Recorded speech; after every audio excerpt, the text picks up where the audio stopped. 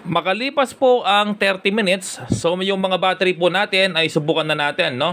So bali yung isa po dito ay may problema, yung isa naman ay good condition. So paano malalaman? Sa pamamagitan lang ng battery charger, malalaman na po natin kung alin dito yung may problema at kung good condition. Ito po, no?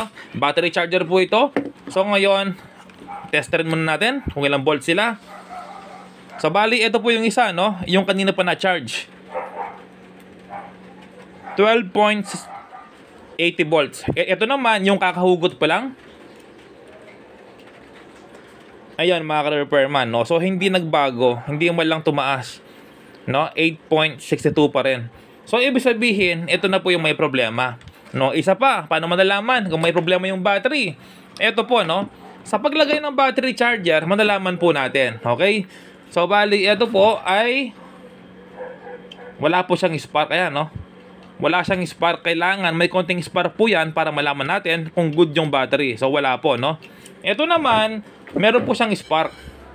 Ayan, no? So may spark po yan. Kailangan may spark po siya pero hindi ganun malakas. Ayan, no? At kailangan umaangat po yan, no? Hindi pwedeng nag-i-spark lang tapos hindi po umaangat. Meron din ako na-intercept na ganun.